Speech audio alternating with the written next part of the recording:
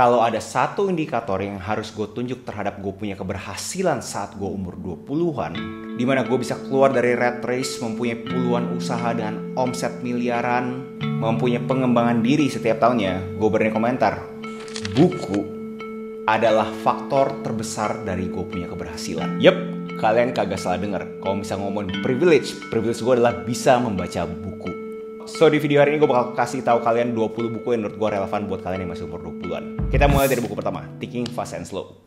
Kenapa gue pilih ini buku pertama? Karena gue rasa kalian itu harus mempunyai buah pengetahuan bahwa kalian itu mempunyai dua sistem di otaknya kalian.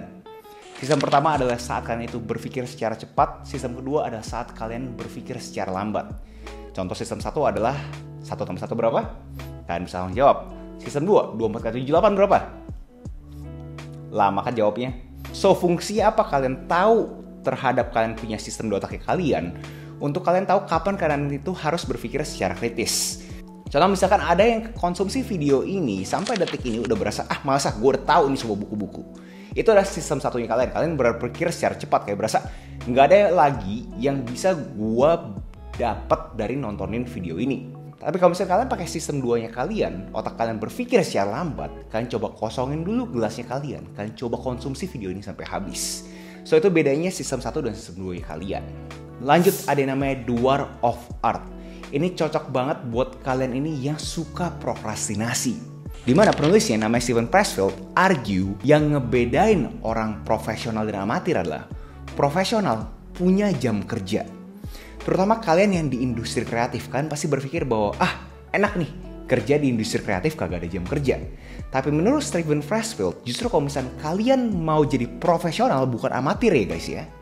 Profesional itu punya jam kerja. Profesional kerja berdasarkan aksi. Dia menimbulkan mood, bukan menunggu mood. Kasih contoh kalau misalkan kalian itu ke dokter. Kalian ke dokter udah bikin appointment, bikin janji, ketemu, nggak mungkin kan dokternya mendadak bilang, sorry bos, gue lagi kagak berasa nih, gue lagi kagak enak nih, gue punya feeling, nggak mood gue buat periksa lu, sorry ya. Nggak mungkin kan dokter ngomong kayak gitu kan, karena dokter itu profesional, udah janji, punya deadline, dia kerjain. Sedangkan orang-orang amatir, terutama kita di industri kreatif, kadang-kadang kita suka kan nunggu mood kan. So itu bedanya amatir dan profesional. Lanjut adalah The Courage to be Disliked. Gue inget banget pas 20-an kayak seakan-akan kita itu pengen disenangin sama semua orang. Kayaknya kita bergerak itu berdasarkan validasi eksternal. Kita kagak pengen orang-orang itu baperan. Nah di bukunya The Courage to be Disliked, dia kasih tahu ada yang namanya Adlerian Psychology. Dimana si Adlerian bilang bahwa bukan tugas kita menyenangkan semua orang. Tugasnya kita adalah mencari dampak positif terhadap aksinya kita. Mau dampak positif tersebut pun bikin orang kesel, it's okay, kalian tuh sudah melakukan tugasnya kalian. Dewasa adalah sadar bahwa lu kagak butuh drama, stres, konflik yang lu kagak bisa kontrol. Lu memilih untuk tenang dibandingkan ribut dan menjauh dibandingkan dihina. Lu memprioritaskan kedamaian, mental health, kebahagiaan atas segalanya. Lanjut ada Eat the Frog. Ini buku cocok banget buat kalian yang berasa per hari ini susah banget untuk produktif. Di argue di buku tersebut adalah kalau misalnya kalian mau bener-bener produktif, pas pagi hari langsung ngelakuin sesuatu yang kagak enak dulu. Jadi itu tuh udah nge-trigger otak kalian seakan-akan kalian tuh udah melakukan sesuatu yang sangat produktif. Kenapa judulnya Eat the Frog? Ya maksudnya kodok gitu kan ya. Kalian makan kodoknya, maksudnya hal yang kagak enak banget kalian lakuin di awal harinya kalian. Itu bakal nge-boost kalian produktivitas. Kenapa ini relate sama anak-anak umur 20-an? Karena pada umumnya orang-orang bingung kan kayak awal hari gue mau ngapain nih. Kalau misalnya kalian seperti itu yang bingung ngapain, ya kalian gak usah mikir aneh-aneh deh. Gak usah mikirin bingung gitu. Udah beraksi aja, ngelakuin hal yang paling sulit. Berikutnya adalah tren 2024 Company of One. Dimana sekarang banyak banget orang-orang yang jadi namanya solopreneur.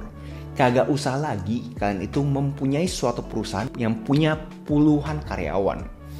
Di argue sekarang itu dengan adanya media sosial, kalian itu bisa kerja sendiri menjadi solopreneur. Jelasnya mempunyai sistem-sistem dan jenis bisnisnya pun juga harus yang kalian itu bisa scale, yang bisa terlipat gandakan. Contohnya apa? Jualan digital product. Kalian bisa cek playlistnya gue terhadap digital product kalau misalnya kalian pengen belajar lebih jauh lagi terhadap Company of One. Berikutnya ada still like an artist. Ini buat kalian yang berasa kayak kalian itu harus bekerja sesuatu yang sangat original, harus sesuatu yang seksi. Nah, si Austin Kleon bilang bahwa kagak ada lagi yang original di dunia ini itu. Kalau misalkan beneran ada orang yang original, itu adalah plagiat yang tidak terdeteksi. Jadi buat kalian yang di sini masih berasa kalian itu harus berkarya keren banget, ngomong apa adanya, karya kalian itu bukan original gitu. So kalian harus punya kedewasaan yang tinggi untuk kalian itu tahu bahwa nggak ada lagi yang original dan kalian harus memastikan kalian itu ada modifikasinya. Makanya dibilang still like an artist. Kan curi, bukan copy. Berikutnya ada thinking in bets. Ini cocok buat kalian yang kadang-kadang bingung gimana cara melakukan keputusan. Dimana penulisnya Annie Duke, seorang poker player.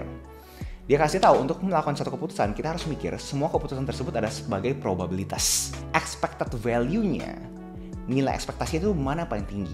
Dengan mempunyai framework seperti itu, berarti kalian itu sudah secara objektif melakukan keputusan, bukan secara intuitif lagi, bukan secara subjektif. Berikutnya ada Meditation by Marcus Aurelius. Ini menurut gue bukan cuma isi bukunya yang menarik, tapi juga studi kasus terhadap kenapa buku ini bisa tertulis. Di 20-an gue yakin banyak orang kagak suka lah namanya menulis, apalagi di zaman sekarang pasti demennya yang ngetik segala macam kan ya. Dan kebanyakan orang pasti lebih suka ngomong dibandingkan menulis. Uniknya buku ini adalah harusnya tidak terpublikasikan. Ini adalah jurnalnya Kaisar Marcus Aurelius yang tidak sengaja ditemukan dan akhirnya dipublikasikan. So menurut gue dari buku ini pertama kalian itu harus mencontoh aktivitas menulis. Menurut gue itu bagus banget buat otaknya kalian. Karena kalau misalnya ngomong doang gampang kan ya. Tapi kalau misalnya dari otak kalian menuju, kalian punya tangan menuju tulisan, kayak susah kan. Dan abis itu di bukunya tersendiri pun menurut gue sangat cocok buat kalian itu mempunyai referensi terhadap jurnal orang paling powerful, paling berkuasa pas di zaman itu. Kalian bakal lihat ternyata orang yang terlihat enak aja banyak banget hal-hal yang dia tuh kagak bisa kontrol. Dan gimana caranya kita itu bisa hidup dengan hal-hal yang bisa kita kontrol. Berikut adalah Atomic Habits. Bisa dibilang ini adalah buku yang paling bagus terhadap habit forming. Gue yakin anak umur 20-an pasti pengen mempunyai kebiasaan-kebiasaan positif. Dan gimana sih cara mulai kebiasaan-kebiasaan positif ini? Kebanyakan orang pasti mikirnya, oh udah langsung aja. Lu kalau misalkan mau jadi pelari, lu langsung lari 10 kilo. Kagak. Si James Clear argue, 1% setiap hari aja itu udah cukup. Karena ada yang namanya compounding effect. 1% setiap hari bisa jadi 37 kali dalam waktu setahun. Nah hal-hal seperti itu menurut gue sangat menarik banget buat kalian yang pengen mengakuisisi kebiasaan positif. Lu harus mencuri identitas. Jadi lu kalau misalnya lu kagak bisa mengasosiasikan diri lu sebagai orang yang lari, ya kagak mungkin lari kan. Lu harus bisa mencuri identitas bahwa lu tuh pelari. Project 180.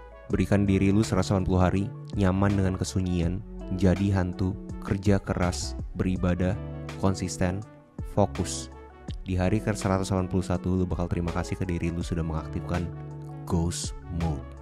Berikut adalah range. Ini cocok buat kalian yang bingung kalian itu harusnya tuh generalis atau spesialis. Dimana di buku range ini kasih tahu bahwa pada umumnya orang-orang itu emang dianjurkan untuk spesialisasi dulu.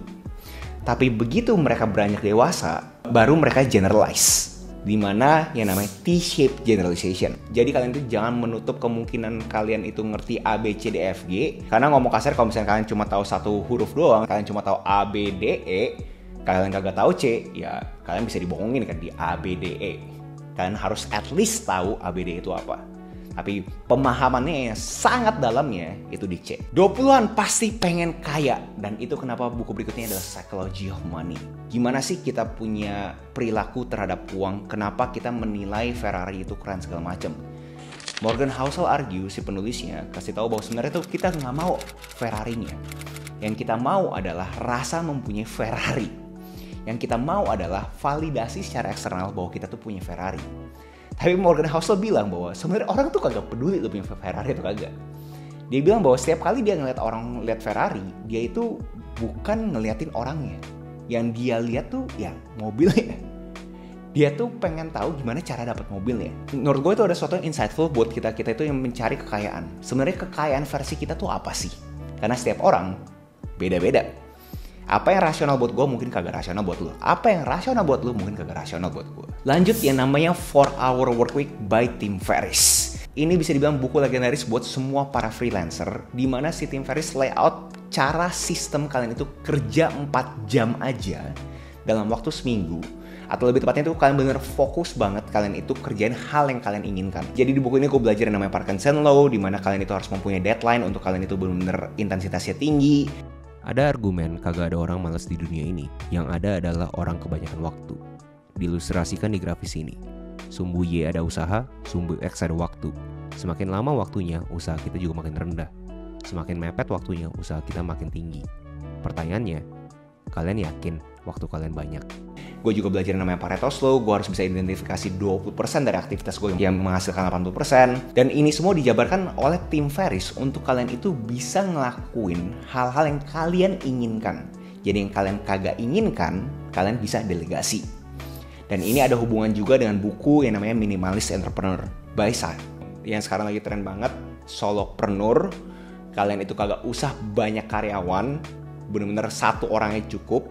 Kalian itu bisa fokus jualan hal-hal yang kalian inginkan dan kalian bisa kontrol alokasi waktu yang kalian inginkan juga. Berikut ada anti-fragile. Gue berasa kalau ngomongin anak umur 20-an biasanya ya, yang gue tahu ya, orang-orang tuh sangat benci stres.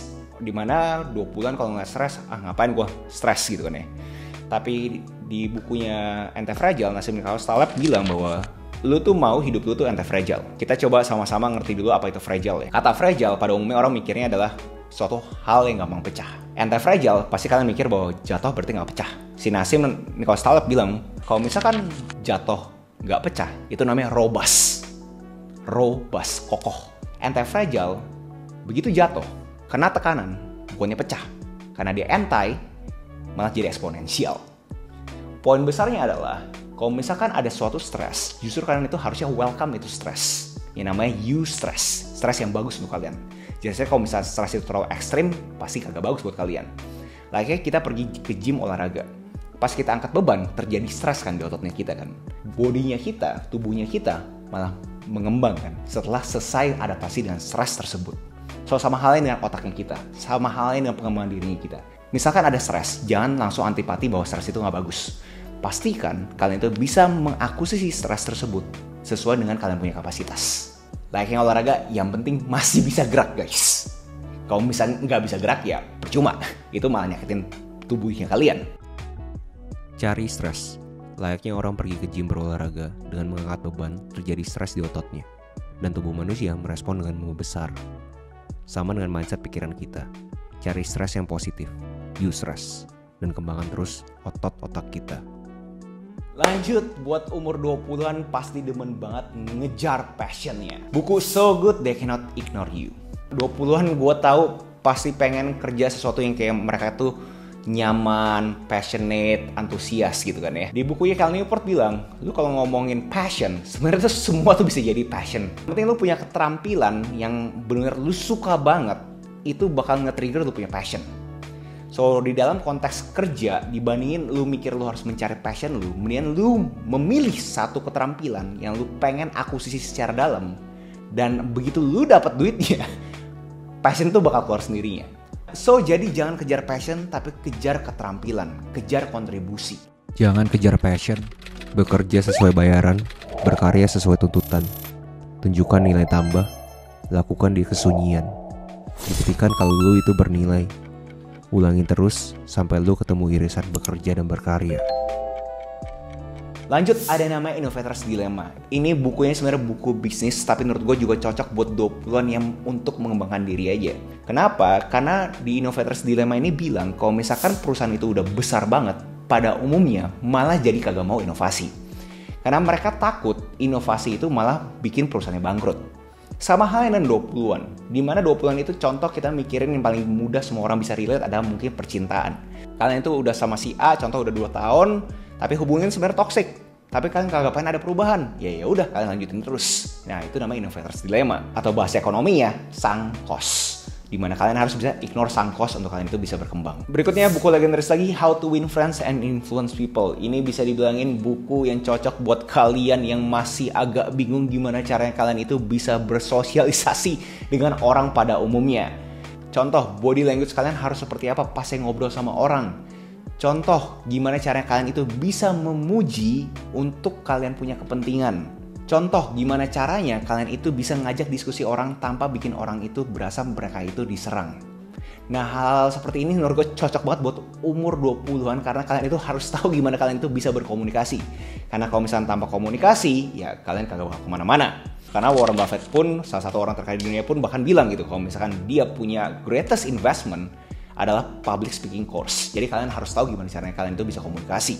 Dan ngomong-ngomong negosiasi, buku berikutnya cocok buat kalian yang pengen negosiasi gila-gilaan, yaitu adalah You Can Negotiate Everything. Ini buku menurut gue nggak banyak orang ngomongin, menurut gue ada hidden gem, karena kalian tuh jadi tahu gimana cara kalian itu negosiasi. Contoh paling simpel di buku tersebut ada bilang, lu tuh jangan pernah negosiasi lewat telepon, karena negosiasi lewat telepon tuh gampang, orang tuh bisa ngomong enggak ke lu gitu. Tapi kalau misalkan udah in person, orang tuh ada berasa kagak enak kan, karena udah ketemu, masa gue nolak sih. Dan sial-sialnya kalian ditolak pun, omongannya tuh jadi candid. Kalian tuh jadi mempunyai feedback, kalian mempunyai suatu insight kenapa kalian itu ditolak. Dibandingkan lewat telepon, terlalu sangat generik gitu. Lanjut adalah The Power of Now. Banyak 20-an pengennya hidupnya di masa lalu atau nggak di masa depan. Kagak pernah mikirin masa sekarang. Nah, di buku ini kalian bakal belajar gimana caranya kalian itu bisa fokus ke sekarang dulu aja. Karena jangan mikirin masa depan, masa lalu, pikirin sekarang. Ini buku sangat cocok buat kalian yang gampang banget ke distraksi. Jujur sama gue, berapa banyak dari kalian yang nonton video gue sampai detik ini masih sambil lihat handphone, sambil lihat tab lain? Banyak kan? Nah, itu poinnya The Power of Now. Be in the present. Dan ngomongin be in the present, buku berikutnya adalah The Only Things You Can See Only When You Slow Down. Ini buku buat kalian 20-an yang bener pengen cepet banget, gue harus cepet kaya, cepet sukses. Pokoknya gue pengen kasih tahu semua orang bahwa gue tuh keren. Ada hal-hal yang kalian kagak bisa lihat kalau misalnya kalian terlalu cepet. Buku ini bisa dibilangin kumpulan quotes-quotes yang insightful. Ini bagus buat kalian itu renungkan dan kontekskan ke diri masing-masing. Karena bukunya agak abstrak, kagak actionable. Buku ini bagus buat kalian itu bisa merenung dan refleksi di malam hari gitu. Kayak, bener gak sih yang gue lakuin selama ini? Apa ya yang bisa gue tambahin? Apa yang bisa gue improvisasi? Dan bonus buat kalian yang mentalnya kuat banget dan buat kalian yang nonton sampai sini, The Denial of Death. Ini buku bisa dibilangin bisa ngerusak mentalnya kalian juga. Kenapa? Karena kalian itu akan tahu, karena kalian akan diberikan teori di mana kita semua sampai ke detik ini karena fakta bahwa manusia itu kagak mau mati. Kita mempunyai ego bahwa kita itu harus bisa ngelewatin kematian. Makanya terjadi inovasi A, B, C, D, F, G kan. Karena orang-orang ini kagak mau mati. Gue bahkan pernah bahas buku ini lebih detail lagi di videonya gue. Tapi seperti kalian lihat kagak banyak yang nonton karena gue rasa mungkin kagak orang pengen tahu kenyataan bahwa kenapa kita itu kagak mau mati. Ya, tapi buku ini menurut gue cocok buat kalian yang pengen mempunyai kedewasaan lebih tinggi lagi. Buat kalian yang pengen tahu gimana caranya kalian itu bisa manage egonya kalian. Menurut gue buku ini sangat cocok buat kalian. The Denial of Death by Ernest Becker. So itu aja video hari ini. Menurut kalian next buku-buku seperti apa yang harus gue bawakan? Mungkin contoh 5 buku buat bisnis digital produk, 7 buku untuk manage waktu. Apa tuh yang menurut kalian menarik untuk gue bawakan? Komen aja di bawah. Jangan lupa like, comment, subscribe, nyalain notifnya, share ke teman kalian. And I'll see you in next video. Salam kreatif.